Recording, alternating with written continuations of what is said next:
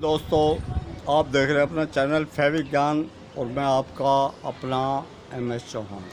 तो दोस्तों, कई दिनों से बारिश हो रही है और यहाँ अभी भी बारिश का बूंदाबांदी है। लेकिन क्या है कि जो खुले माहौल में, खुले कहते हैं ना कि अंधर बंधन से हट के जो अच्छा लगता है, क्योंकि एक मज़दूर टाइप आदमी हूँ मैं, इंसान हूँ। तो क्या कि खुले आदमी, ऊपर आसमान, नीचे ज़मीन और अपनी बनस्पति।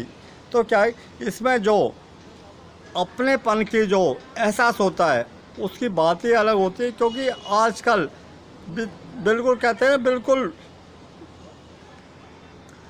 छोटी छोटी गलियाँ, छोटे छोटे घर, छोटे छोटे मन और छोटे छोटे विचार हो गए उनसे हटके। क्योंकि क्या कि मैं और आप, मेरा परिवार हो आप सब लोग, और क्या कि आप सब लोग जिस भी काम को कर रहे हैं तो उसको पूरी मेहनत, निष्ठा, ईमानदारी के साथ में करें। तो थोड़ा बहुत जो मैं जानता हूँ उसमें क्या कि हमारे एक भाई और काफ़ी हमारे भाई, हमारी माता बहनें, हमारे बच्चों के क्वेश्चन भी था। तो उसमें हमारे राजेंद्र पालीवाल जी जो दिल्ली से ही हैं, और व्यक्तिगत मैं शायद उनसे नहीं मिला, उनसे फ़ोन पे या यूट्यूब पे बात हुई होगी। बाकी बहुत सॉफ्ट दिल के इंसान हैं। तो है क्या कि जो हमारा आज का जो विषय है वो है कलर हिनेंसर। कलर हिनेंसर का मतलब वो क्या होता है कि पहले उन्होंने पूछा था कलर हिनेंसर कौन सी कंपनी का अच्छा होता है। सबसे पहले जानते हैं कलर हिनेंसर होता है। कलर हिनेंसर का मतलब क्या है कि किसी भी कपड़े को, डार्क कलर के कपड़े जो डल हो जाते हैं उसको दोबारा रिकर्व, यानी उसको दोबारा से डार्क बनाने के लिए, चटकीला बनाने के लिए कौन से केमिकल यूज़ करें। तो दोस्तों, ज़मीन से जुड़ा हुआ हूँ मैं, तो मैं पहले घरेलू, अच्छा उसमें क्या है कि हमारे यूट्यूब पे जब डालेंगे ना हिनेंसर के बारे में दुनिया भर की, अच्छा कुछ तो ऐसे लोग हैं जो हर एक चीज़ में निपुण है, हर एक चीज़ में, किसी में भी उनको क्या होता है वो अपना व्यापार चलाते हैं कि सब्जी, अचार, अंतरिक्ष, हवाई जहाज, टैंक, गोली बारूद, कपड़े, सब कुछ में वो क्या होता है कि वो यूट्यूब पे देखते हैं, गूगल पे, उसके बाद नींबू निचोड़ के मसाला मिला के उसको पेश करते हैं, इस टाइप के लोग। बाकी यहाँ क्या है कि बिल्कुल देसी फार्मूला अपना, आप और मैं, कहने का मतलब एक होता मैं, एक होता हम। हाँ, हम हैं, हम मतलब हमारा परिवार है। तो उसमें क्या है, कलर हिनेंसर का मतलब होता है कि जब कलर लुप्त हो जाए, यानी ख़त्म होने लगे, यानी डल हो जाए। डल कैसे होता है कि जब हम कलर गारमेंट पे कोई भी हैज़र्ड केमिकल यूज़ करते हैं, उसमें जैसे caustic soda, soda S, soda bicarbonate या एसिड वगैरह कोई भी यूज़ करते हैं, तो उसमें क्या है कि सबसे पहले हमें क्या कि पता होना चाहिए कि कौन से केमिकल कौन से फैब्रिक पे यूज़ करना है। कॉटन बेस में कॉटन, होजरी, उसमें काफ़ी आ जाते हैं। उसके बाद सिंथेटिक आ जाता है। तो उसमें क्या कि जब हमें पता नहीं होता तो हम क्या कि एक ही केमिकल को, उसमें क्या कि हमारे फिल्मी कलाकार, हमारे सेलिब्रिटी वो सरफ बेचते हैं कि इससे आप सब कुछ निकाल दोगे।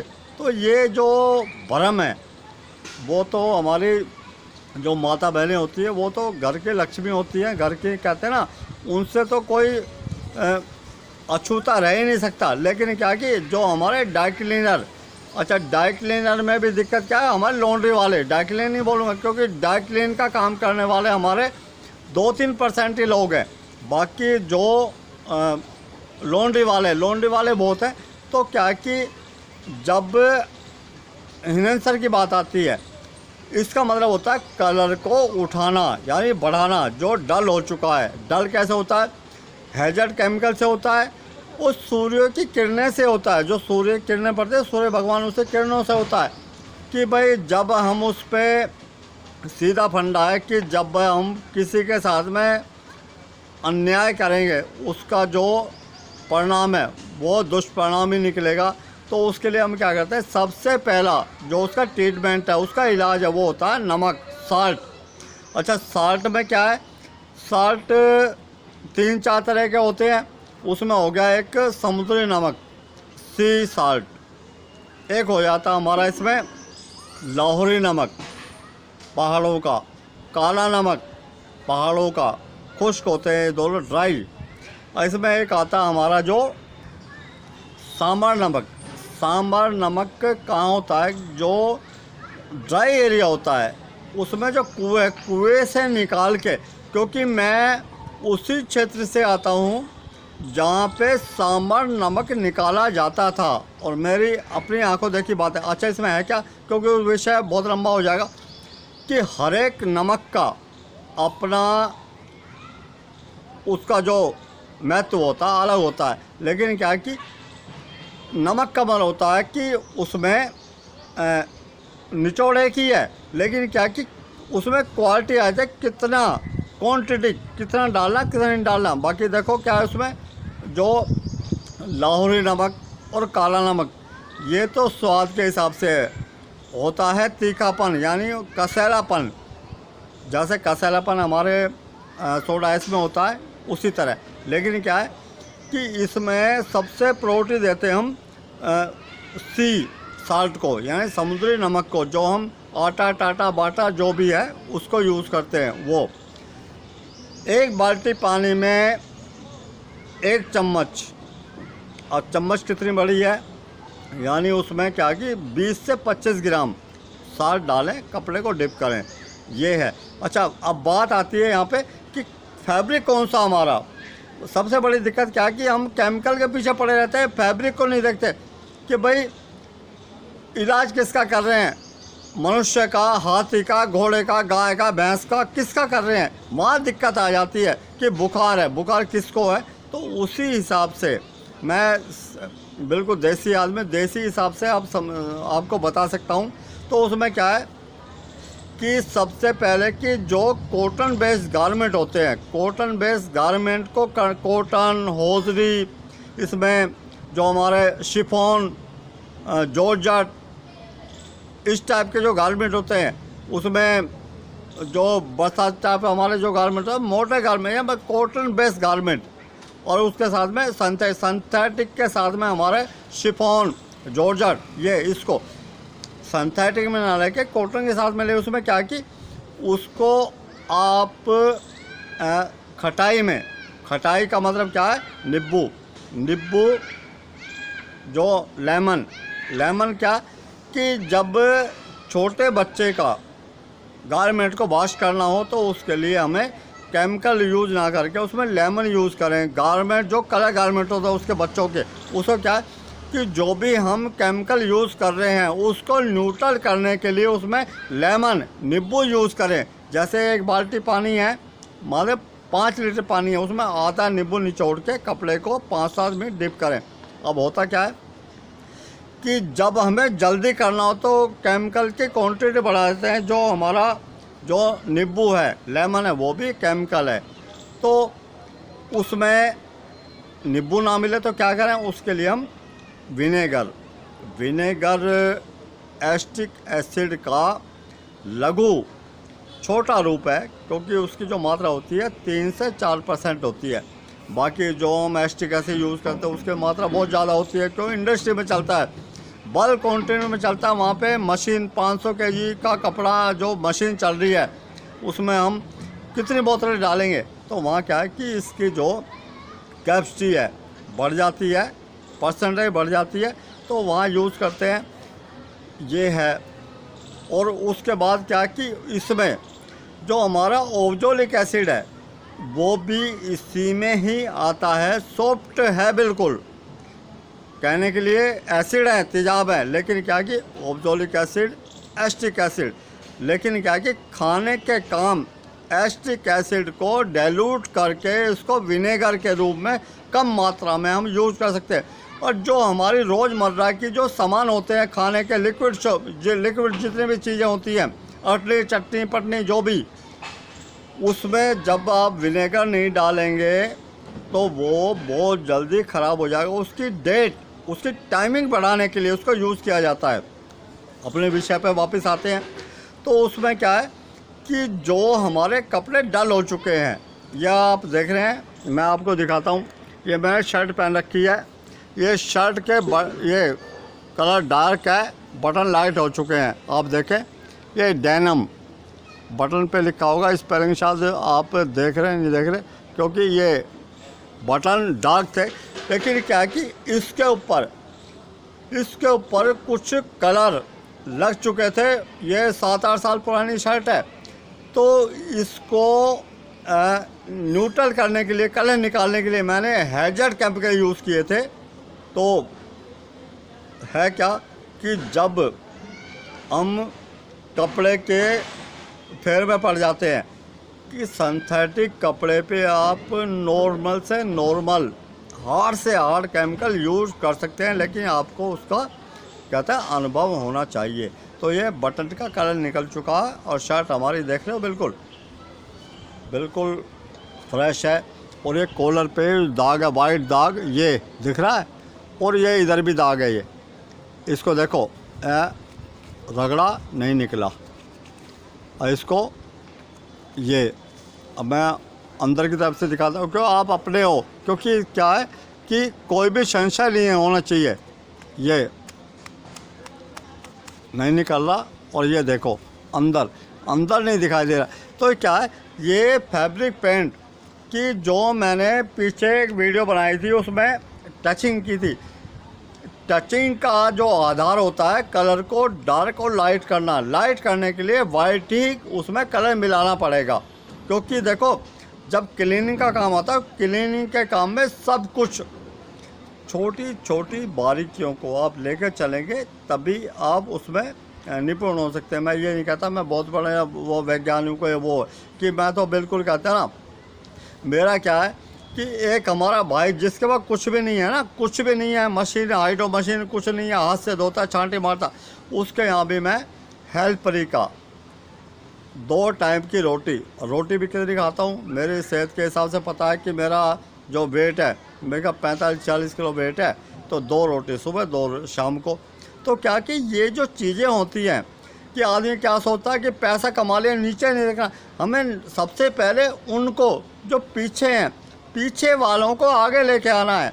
बाकी क्लीनिंग का मतलब ये होता है कि जब तक हमारा दिमाग, हमारी सोच, हमारी जो कहने का मतलब कि हमारी सोच समझी बिल्कुल दूषित है, तो आप क्लीनिंग नहीं कर सकते बिल्कुल किसी भी हिसाब से।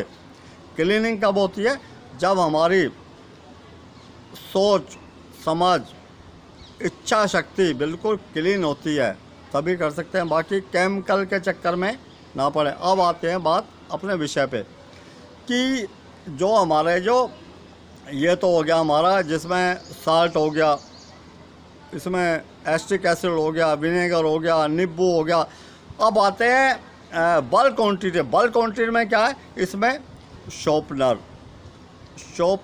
कपड़े को सॉफ्ट करता है, और साथ में कपड़े को, ये पता है क्या, ये कहने और सुनने की बात नहीं होती, ये प्रैक्टिकल उदाहरण होता है। शॉर्पनर और सिलिकॉन।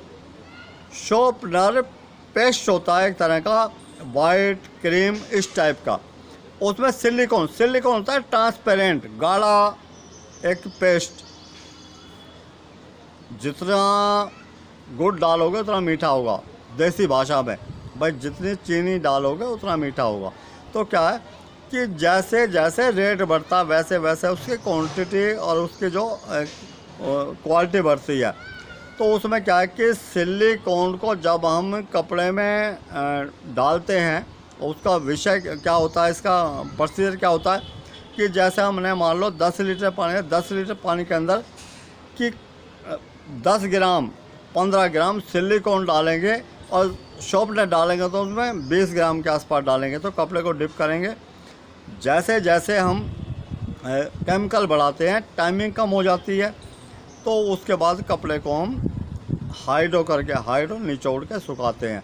अच्छा, इसका क्या है कि जब हम हैज़र्ड केमिकल यूज़ करते हैं तो उसका दुष्परिणाम दिखाई देते हैं। कहाँ दिखाई देते हैं कि हमारे पास उसका पैमाना है, उसका एक मापदंड है कि जब हम सुबह नहाने जाते हैं, स्नान करने जाते हैं, तो जब बनियान उतारते हैं तो हमारी जो नाभि है, हमारी टूंडी, उसके अंदर डस्ट जमा होती है। वो कहाँ होती है कि जो कपड़े को कहते हैं ना, कपड़ा सांस लेता है, कपड़ा सांस लेता है और सांस लेता है शरीर। तो उसमें ये नहीं कि कोई एग्जॉस्ट लगा कि वो इकट्ठा करा उसको। तो क्या कि जो डस्ट होता है, जो हैज़र्ड केमिकल से आया है, वो सब इकट्ठा हो जाता है हमारी नाभि के अंदर। तो कहने का मतलब ये है कि कोई भी चीज़ असत्य नहीं है, पर उसका इलाज, उसका ट्रीटमेंट, उसका एक इलाज कह रहे हैं कि उसका दवा दारू बिल्कुल करनी चाहिए। तो कहने का मतलब ये है कि भाई जो हमारा कलर एनहेंसर है उसके लिए हम यूज़ क्या करें, साल्ट, एसिड, इसमें शॉर्पनर, सिलिकॉन, एस्टिक एसिड यानी विनेगर सबसे बेस्ट होता है। और छोटे बच्चों का, जो बिल्कुल छोटे बच्चे होते हैं 3-4 साल के, उनके लिए नींबू, लेमन यूज़ करें। तो उससे क्या है कि कलर वापस आएगा, एक्सेस केमिकल होते हैं वो निकल जाएगा। उसी तरह अच्छा, सबसे बड़े बेईमान हम हैं कि जो वाइट गारमेंट है, वाइट गारमेंट या लाइट गारमेंट पर तो दे बुर्श, दे साबुन, रगड़ा पट्टी, लेकिन कलर गारमेंट कितना भी महंगा हो, उसको उसी के वाइट गारमेंट के बचे हुए सलूशन में उसको निकाल के, कौन देख रहा है क्या है, ठीक है, काला है तो काला तो मेरे बाप का साला, मामा जी हो गए वो, नमस्कार। तो पता क्या, ये जो चीज़ें हैं ये कपड़े की एज को कम करते हैं। जैसे वाइट गारमेंट होता है, ऐसे ही हमारा कलर गारमेंट होता है, उसकी आप रिस्पेक्ट नहीं, क्योंकि जो आपकी इज्जत को ढकता है, बचाता है, हमारी माता, हमारी बहनें, हमारी बच्चियाँ या हमारे भाई, हमारे बच्चे। तो क्या कि जब हम कपड़े की इज्जत नहीं करेंगे तो कपड़ा हमारी इज्जत नहीं करेगा। इज्जत क्या कि वो इज्जत के लिए उन्हें सलूट मारेगा, वो जल्दी छोड़ के चला जाएगा। तो कपड़े की एज और उसकी जो गुणवत्ता, क्वालिटी को बरकरार रखने के लिए हमें ही करना पड़ेगा, जो भी संघर्ष करते हैं। अच्छा, उसमें लेना देना कुछ नहीं होता, नॉर्मल तरीके से। अच्छा, बाकी क्या है कि लोग पड़े रहते हैं बड़े बड़े उस सस्ते गारमेंट में जो होते हैं, देखते आ रहे हैं, ये डाल दिया उल्टा सीधा, अरब सरब कोई भी डाल दिया। अच्छा, महंगा होता है, जैसे डाकिनी दुकान पे गए, महंगा, भाई इसका रेट ज़्यादा है तो इसमें थोड़ा अलग से। आप महंगे गारमेंट जो होते हैं वो सिंथेटिक होते हैं, आप उसके ऊपर हाइपो, ब्लीच, रंग कार्ड, पोटेशियम परमेंगनेट, उसमें HF, ये सब कुछ यूज़ कर सकते हैं। लेकिन क्या कि हल्का सा ज्ञान होना आवश्यक है। तो दोस्तों, शायद मैंने बताया, और हो सकता, क्योंकि मैं अपनी वीडियो खुद नहीं देखता, क्योंकि मैं इतनी ज़्यादा बक बक करता हूँ, मैं अपनी वीडियो दोबारा नहीं देखता। लेकिन क्या भाई, आप जा रहे और आपका काम। तो दोस्तों, आप जुड़े रहे, बने रहे। कोई भी आपका क्वेश्चन है आप बिल्कुल कमेंट्स में दें। मिलते हैं दोस्तों फिर ब्रेक के बाद। जय हिंद, जय भारत।